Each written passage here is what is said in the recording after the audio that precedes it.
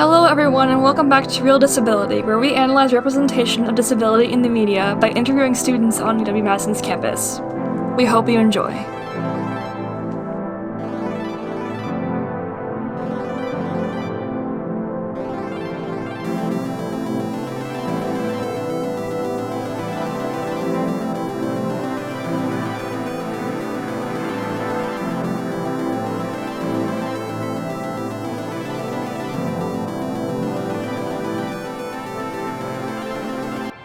Okay, so you can start with just an introduction on yourself.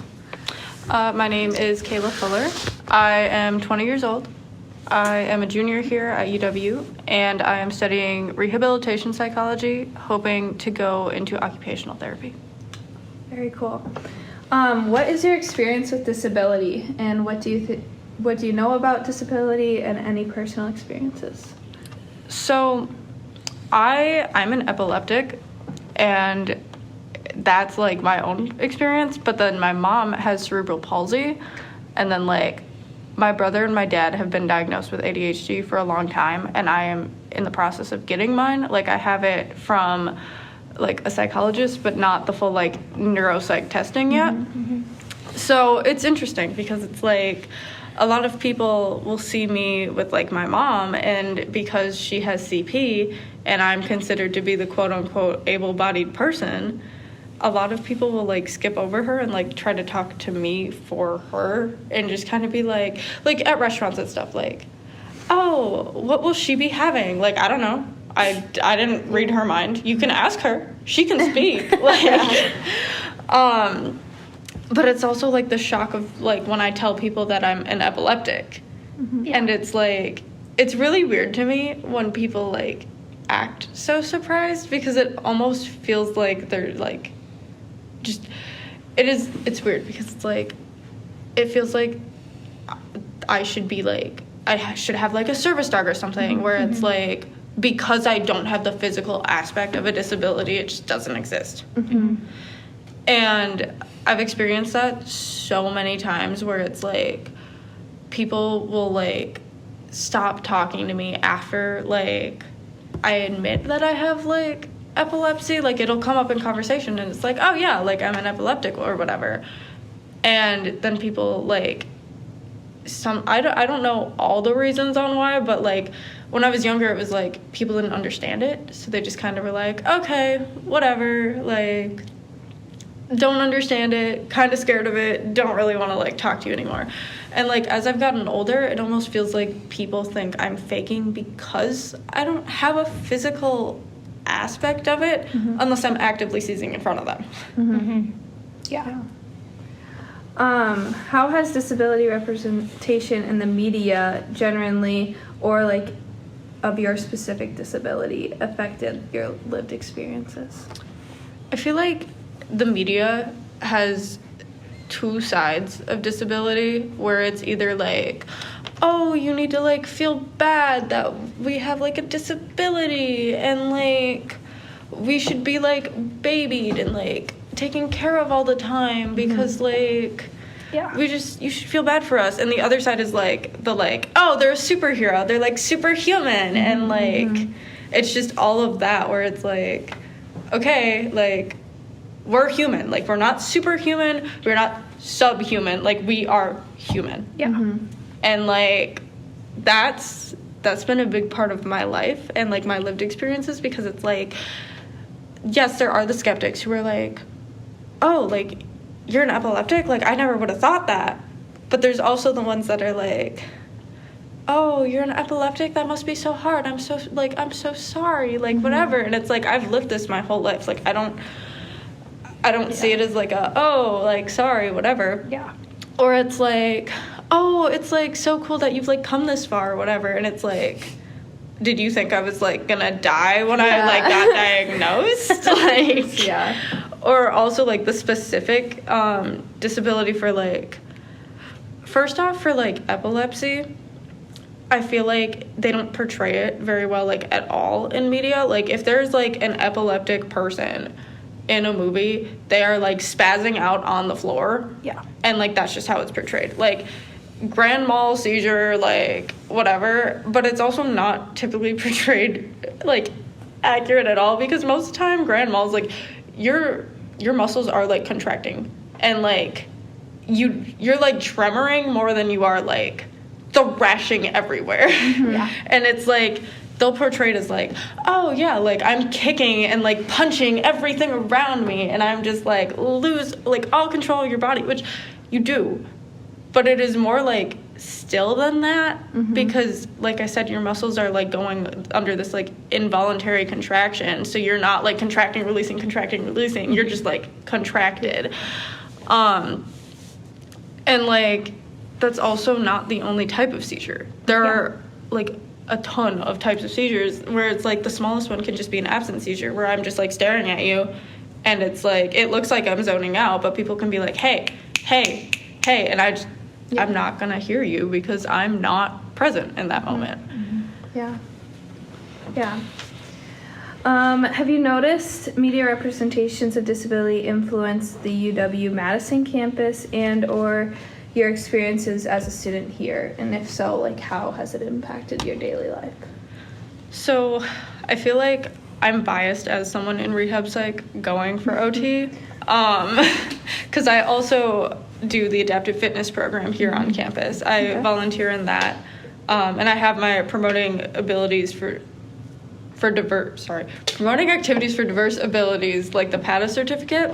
So I've been through like all of the little like, oh, this is Kines 225, where like you're gonna start learning about adaptive fitness, and I've done like my capstone in 516, and now I'm like on the volunteering end. But through that, they also show like a ton of training videos and a lot of different pieces of media that equate to we are human, like we are the same as you, we just look a little different, or we function a little differently, or whatever. And I've watched that impact students a lot, because most of the time these people are the ones who like want to like work with people with disabilities, or at least want to have like that experience, and they come in very shy and very like, oh my gosh, like what am I gonna do? And some of them come in and it's like you can tell they almost think that like the people they're gonna be working with are fragile. And it's like, don't push them too hard, don't break them. And then as time goes on, as they get to like see all these different like pieces of media, but also meet all these different people with disabilities, it's like, oh, you are the same as me, and I can push you, and that's okay. Like you're not gonna break. Yeah. To you, what is the most important aspect to be improved regarding disability representation in the media? Honestly, just representation in general. Like an actual, like if someone is supposed to have a disability in a movie, find an actor with that disability. Yeah. Instead of making someone else do it, because you will never recreate that lived experience unless you are close to it. And I think that's just extremely important, because otherwise it's like milking it, and it goes back into like, oh, they're a superhero, or oh, we need to feel really bad for them because they like don't have the same abilities as able-bodied people. Yeah. That's good. What stereotypes in the media have affected you, and how have they affected you? And then if you have any specific pieces of media or examples that come to mind.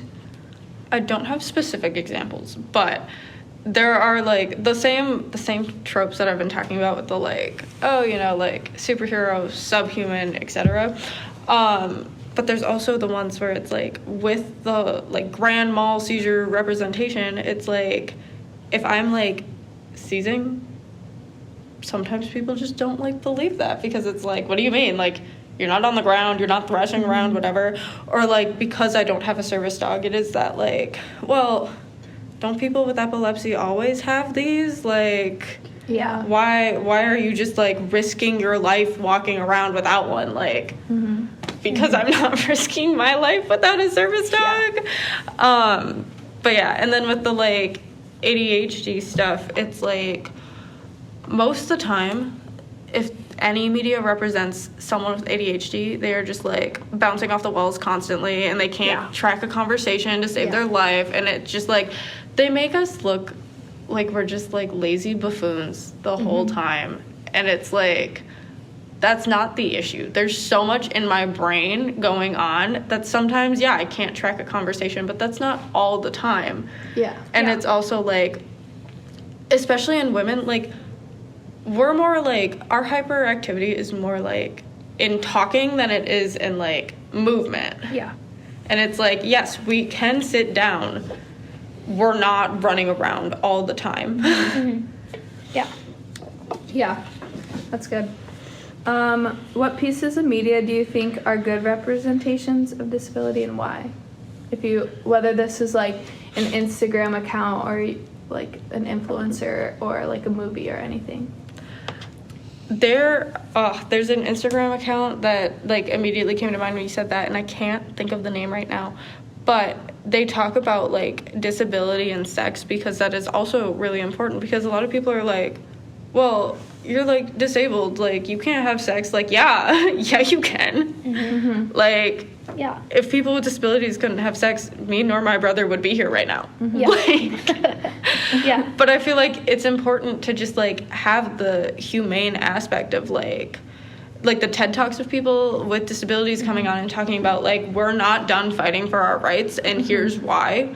And like I said, like the sex talks of like, look, like just because you have a disability doesn't mean you're dead. And honestly, just anything that is just like an authentic, like, here I am, here's the disability I have, and here's how I'm still human. And it sucks that we still have to prove that, but like it's something we still have to do. Yeah. Well, that's all the questions we have. Do you have any final things you'd like to say?